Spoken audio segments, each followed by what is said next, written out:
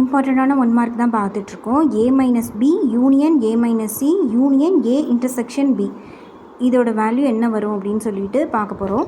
இதை நம்ம வந்து தியரட்டிக்கலாகவும் பார்க்கலாம், இல்லை வென் டயக்ராம் யூஸ் பண்ணியும் பார்க்கலாம். ஸோ ஃபஸ்ட்டு கொடுத்துருக்கிறது A minus B. So A minus பின்னு கொடுத்துட்டாங்கனாலே அந்த மைனஸ்க்கு அப்புறம் வர அந்த B இருக்குல்ல, பியை அப்படி கம்ப்ளீட்டாக நம்ம க்ளோஸ் பண்ணிக்கணும்.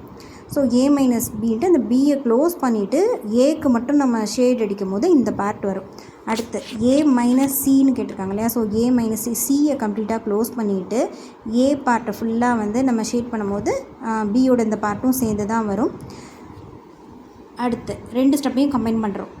A minus B union A minus C ரெண்டையும் கம்பைன் பண்ணுறப்போ வந்து இந்த பார்ட் கம்ப்ளீட்டாக நமக்கு வந்து கிடச்சிரும். ஸோ இதில் வந்து என்ன இல்லை, இந்த பியோட பார்ட் மட்டும் இல்லை, இதில் வந்து இந்த சியோட பார்ட் மட்டும் இல்லை, பட் வந்து இதில் சியோட பார்ட் இருக்குது, இதில் பியோட பார்ட் இருக்குது. ஸோ ரெண்டையும் கம்பைன் பண்ணுறப்போ கம்ப்ளீட் ஏ வந்து நமக்கு கிடச்சிரும். அதுக்கப்புறம் ஏ இன்டர்செக்ஷன் பி. ஸோ ஏக்கும் பிக்கும் காமனாக இருக்கிறது, ஸோ அதை மட்டும் ஷேட் பண்ணிக்கிறோம். இப்போ என்ன, இந்த கம்ப்ளீட்டான அந்த ப்ராப்ளம் வந்து எழுதியிருக்கேன். A minus B union A minus C union A intersection B. So வந்து இதுதான் ஃபஸ்ட்டு 2 ஸ்டெப்போட ஆன்சர், இதுதான் லாஸ்ட்டு ஸ்டெப். ஸோ இது ரெண்டையும் கம்பேர் பண்ண போகிறோம். இது ரெண்டையும் வந்து யூனியன் போட்டு எழுதணும்னா என்ன வரும், இந்த பார்ட் ஆல்ரெடி இதுக்குள்ளேயே வந்துருச்சு.